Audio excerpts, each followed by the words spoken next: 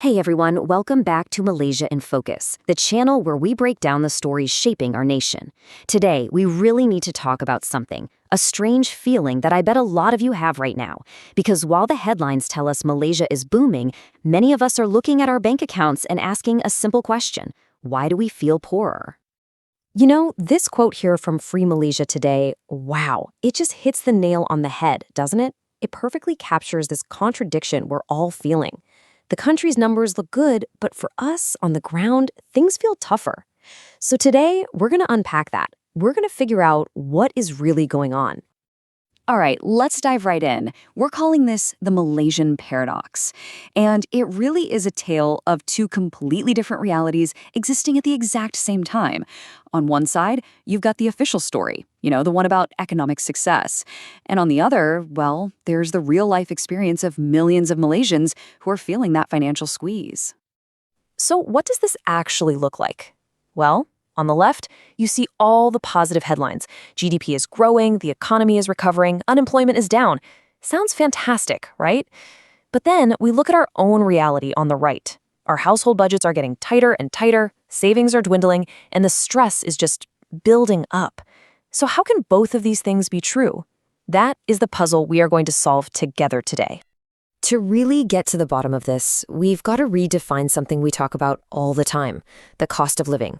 It's a phrase we all use, but it's actually so much more complicated than just, the price of your Tay-Tart going up. So the World Bank actually put out a report on this, and they say the cost of living is really just a catch-all term. It's not just about inflation or how much your groceries cost. It's about the total impact of the entire economy on your personal wallet. And that's a key idea right there, because it tells us that rising prices are only one piece of a much, much bigger puzzle. In fact, the World Bank points to 4 big factors that are really putting the pressure on Malaysian households.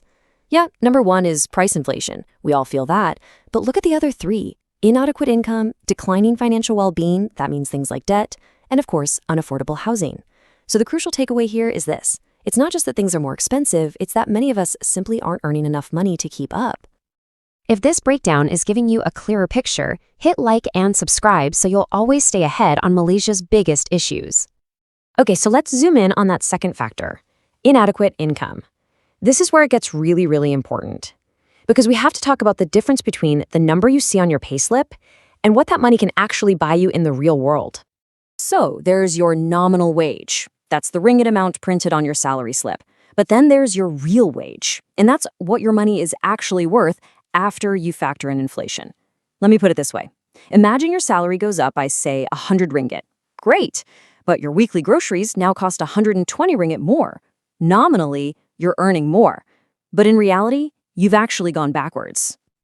Now, get ready for this number. It's pretty shocking. According to data from Bank Negara, while Malaysian worker productivity has gone up by 5.3% since 2019, our real wages, our actual purchasing power, have fallen by 1.9% in that same time. Let that sink in. We are literally working harder, we're being more productive, but as a country, we're earning less in real terms. And this chart shows it perfectly. Just look at the blue line. That's the nominal wage, the number on the payslip. It's generally going up, right? Now look at the orange line. That's the real wage. See how much flatter it is? How it even takes a nosedive? That growing gap between those two lines, that is the paradox right there. That's the space between what you think you're earning and what you can actually afford. It's exactly why so many of us feel poorer. And this whole wage problem, it hits one group especially hard: our young, educated graduates. For generations, we were all told the same thing: get a university degree, it's your key to a better life, to financial stability. But for so many young Malaysians today, that promise, it's starting to feel empty. I mean, we all know this moment, don't we? The hope, the excitement of graduation, the expectation that all those years of hard work are finally going to pay off with a good job and a comfortable life. A degree was meant to be that golden ticket. But the reality that greets so many graduates, it's just very, very different now. And that brings us to this really sobering Malay phrase, gaji cukup makan. It literally means a salary that's just enough to eat. Basically, a paycheck-to-paycheck life. And now, researchers are actually using this term to describe our economy, one where having a degree, having those qualifications, no longer guarantees you can climb that economic ladder. It's such a powerful term for a deeply worrying trend. Let's just look at the hard facts here. A massive 37% of our university-educated workforce is considered underemployed. That means they're in jobs that don't even require a degree. We have engineers doing gig economy deliveries, business graduates working in retail. There's this huge mismatch between the skills our unis are teaching and the jobs our industries are actually offering. And because of that, starting salaries are often so low, they barely justify the cost of getting that education in the first place. So, you have to ask, why? Why is all of this happening? Well, the graduate's trap, the wage stagnation, these are actually symptoms of a much bigger, much older national challenge.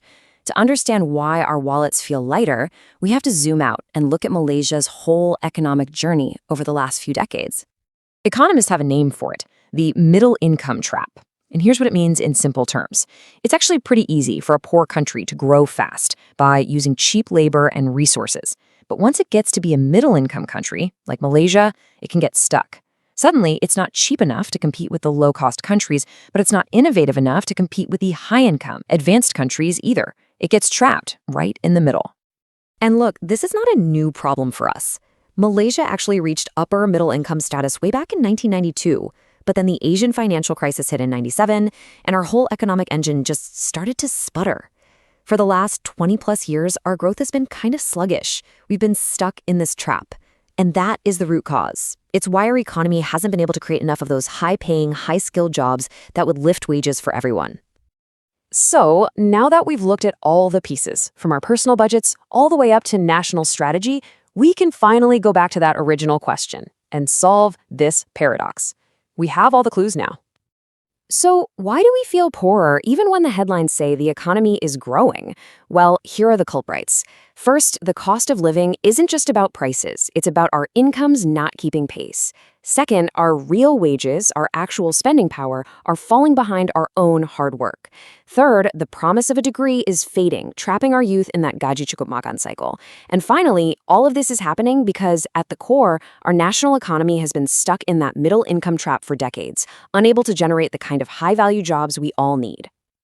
Thanks for watching. Join thousands of Malaysians who want clarity, not confusion. Tap like, hit subscribe, and let's keep making sense of this together. And we'll end with this question for you to think about. This paradox that we've unpacked today proves one thing. Just growing the GDP isn't enough. That growth doesn't automatically trickle down and make life better for ordinary people. So the real question for all of us is this. If that headline economic growth isn't the answer, then what is? What kind of deeper changes do we really need to finally break free from this trap and build an economy that actually works for everyone? Let me know what you think in the comments. I'll see you in the next one.